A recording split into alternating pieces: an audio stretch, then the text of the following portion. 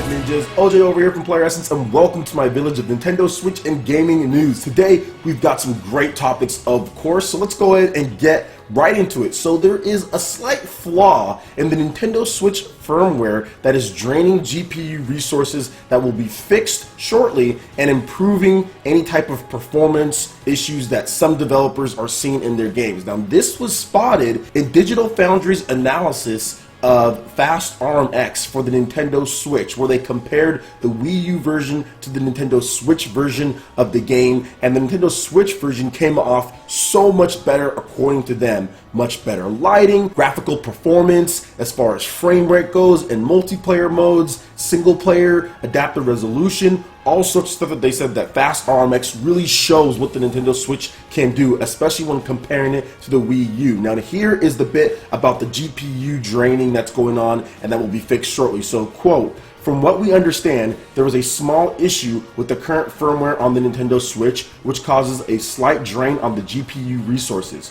Once corrected, we're told that Fast RMX should sustain a full 1080p in docked mode, because at this point, Fast RMX has an adaptive resolution where it stays in 1080p, but sometimes it goes to 900p, and then once that is fixed, it should be 1080p throughout the whole time." Now, I couldn't notice at all because the game is just so fast, and I'm not really pixel counting when I'm playing a game like that. You're just worried about not dying and flying off the screen and all that stuff. Yeah, but that's really cool once this thing gets fixed where we can get some better performance. Now, people are saying that it's not really going to be a big factor, like let's say in a game like Zelda where there's some frame rate drops here and there, but it should help out a little bit, and going forward, it'll be good to know that that issue will be fixed so we can get better performance in our games, smoother gameplay, whatever the case is. Either way, I'm a big fan of Fast RMX, so if you're interested in seeing the differences between the Wii U and Nintendo Switch version, make sure you check out the link below. Digital Foundry did a pretty good video talking about that and showing off some of the stuff. Some of the things were kind of petty, and I think they were overblowing it as far as the graphical performance, but then again, that's just my opinion.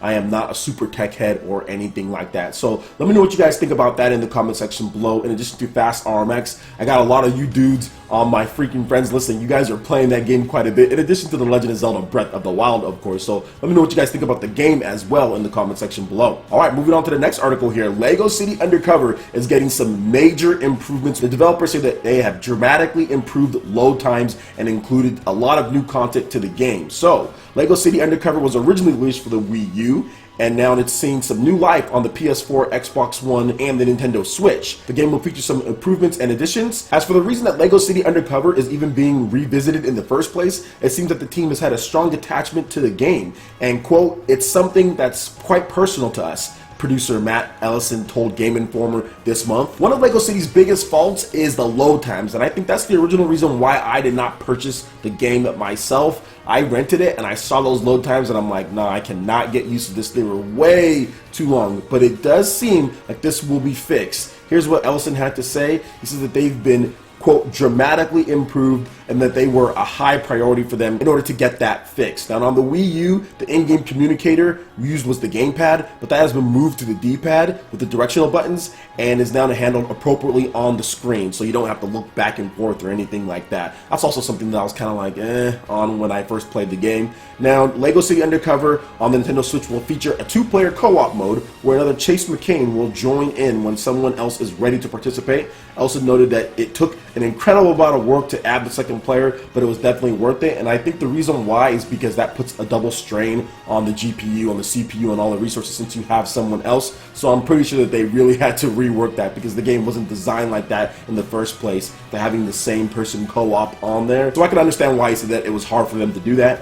Game Informer also adds that the Nintendo Easter eggs will be returning on the Nintendo Switch. New unlockable characters are in, such as the police officer Grace Makepeace, a samurai, and a guy in a dinosaur suit. That's the most important thing, guys. Make sure the guy in the dinosaur suit does not go anywhere. And the visuals have also been updated. Lego City Undercover is coming to Nintendo Switch on April 4th. There's also some new screenshots from Amazon Japan. So pretty cool stuff there for this game. I definitely think that those load times and the gamepad usage was okay, but it just wasn't for me looking down and back and forth and all of that. I just wasn't about that, so I decided not to buy the game. But I know a lot of people did like the game, and it did sell over 1 million units on the Wii U. I know the 3DS version also sold over 1 million as well. So the franchise, as far as that particular brand, is popular, and the fact that they're bringing it back with better load times, also with some co-op in there, is very good. I wouldn't want to leave on that sour note. If that was the last game, I definitely would not want to leave on that, especially with those load times. Sometimes it'd be like over a minute for some of those. So they're going to dramatically improve them. I would think maybe 20 seconds or so, 20, 30 seconds, something like that. So I'm really looking forward to actually checking out this game. I'll probably play it at some point. Maybe I get a review copy, maybe I don't. But I definitely want to try it now that they've actually fixed one of my major issues, which was the looking down and forth and also the load times of the game. All right, and lastly, we're going to have something that's sure to cause a lot of people talking about things in the comment section below. So we're going to talk about every single Zelda game ranked by Metacritic. Obviously, The Legend of Zelda Breath of the Wild has pretty much been the best Legend of Zelda game as far as Metacritic-wise since the Wind Waker. And I want to go over all the scores, and this is to ranking my favorite Zelda games in order, and I want to hear what you guys' thoughts are as far as what's your favorite Zelda games in this order. Let's talk about the Metacritic scores first. So Ocarina of Time, that's number 1 hands down. That is a 99 on Metacritic. Number 2 is Legend of Zelda Breath of the Wild. That is a 98. Number 3 is Wind Waker. That's a 96. Number 4 is Twilight Princess. That's a 95. Also tied in at number 4 is Majora's Mask with 95. Also another tie with number 4 is A Link to the Past plus 4 Swords on the GBA with the 95. Number 7 is Skyward Sword with the 93. Number 7, again tied up, is A Link to the Past on the SNES with the 93. Number 9 is Oracle of Seasons / Ages. Number 10 is A Link Between Worlds with the 91.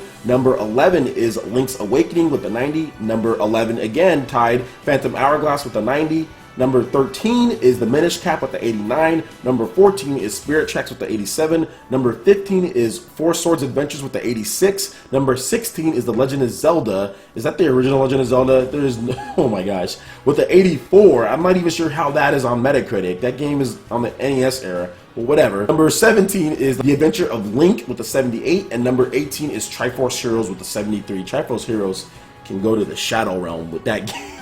Oh, Jesus Christ. Yeah, I was not a fan of that game. So anyway, let's talk about favorite Zeldas of all time, and I'm definitely not going to turn this into a huge, majestical piece where I talk about it in depth and everything. I'm just going to go over a couple games that I like and why I like them. So my previous number 1, so I'm going to just start from 1 to the bottom because I think that's easier than going from the bottom to the top. So okay, so my previous number 1 was The Legend of Zelda Wind Waker HD. That's always been, or Wind Waker, just Wind Waker HD. Those were my favorite Zelda games. That's always been my favorite because to me, that captured the essence of the original Legend of Zelda game that I played as a kid, just kind of reimagined. You're in this big open world. Obviously, you can't go anywhere you want. You have to go in a certain order, but you could take that boat and kind of go anywhere. So to me, that was kind of like the freedom that I was looking for. So that's the reason why that was my original favorite Zelda game of all time. And yeah, it's been that way for a long time, for a decade plus since Wind Waker came out. However, The Legend of Zelda Breath of the Wild has easily taken that spot, and I'm pretty sure at this point, I've been playing now, I think, for 40 to 50 hours, and Legend of Zelda Breath of the Wild is the best Zelda game of all time, in my opinion, and it is right in the running of my favorite game of all time. It is knocking on Mass Effect and Chrono Trigger's door for my favorite game of all time. It might pass up Mass Effect when it's all said and done, but Chrono Trigger is going to be tough, but it's getting there. But talking about just Zelda itself, yeah, Breath of the Wild is number 1 to me, and I can give you guys a variety of reasons with no spoilers at all. Breath of the Wild uses puzzles in such a smart way. Instead of throwing you in a dungeon and having you go through the gauntlet of puzzles, they break it up. They break it up into the shrines, and you can tackle those at your own pace. Not only that, but then they have different style of puzzles. They have different themes of puzzles. They have the shrines with the test of might. They have such a variety as far as what you can do.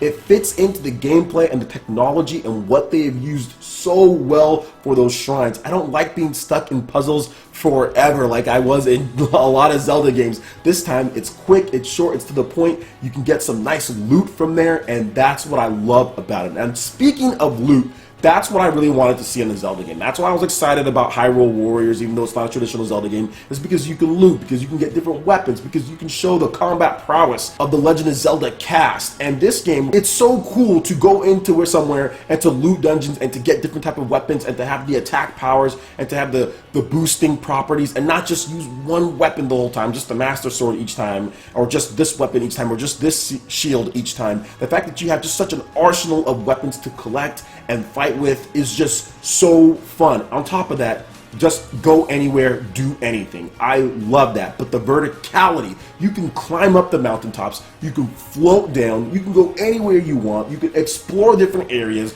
you can get super powerful weapons over there, you can just find every little thing when you're going somewhere. The art direction and the beautiful scenery just create such an inviting atmosphere that you just want to go over there and explore. You want to continue playing, and playing. On top of that, Amiibo.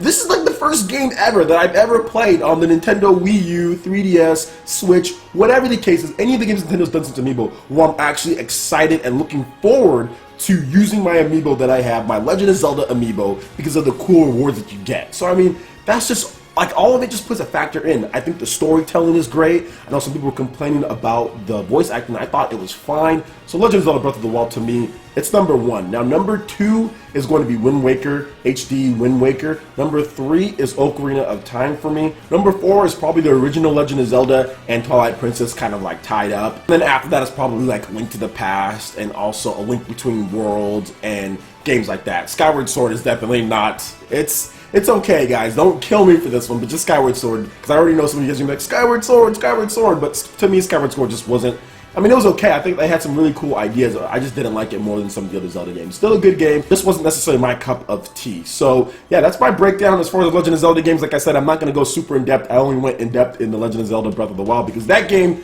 is so addicting and amazing, and it added so many of the things that I wanted. I just love, like, I gotta talk about it a little bit more. So, like, how they give you all the tools. Like, they give you, like, the magnet, they give you the stasis, they give you all this different stuff, and they say, okay, go play in this world, go manipulate things, go move this around, go use this to solve puzzles. Like, I love that. Like, I love the fact that they have that, whereas no other Legend of Zelda game has ever done anything like that.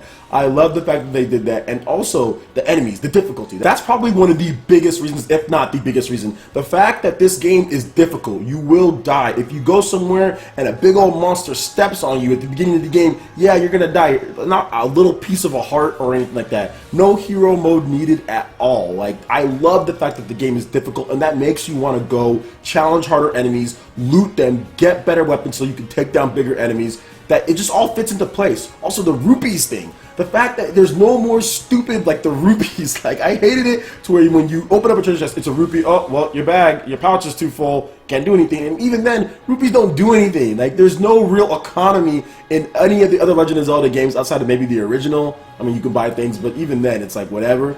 But this game, there's a real economy set up for you to go hunt, gather, sell, cook, sell that stuff, buy certain armor pieces and all that. It all just ties in between the difficulty, the armor pieces, the economy in the game, cooking, just everything is just so good. Like I said, the verticality of climbing, being able to float down, go anywhere, and I love that about Wind Waker, being able just to float with the leaf, and now you have the paraglider. So yeah, this game is just something else. Even like the bullet time, like when you jump off of your horse or when you just jump off of somewhere and you pull out your bow, the flurry rushes that you can do by dodging at the right time, it's just so cool. They even added Assassin's Creed Towers, like where you go up to the tower and you look and it pans out and you get a regional map extracted. They even added some stuff from Western games in there.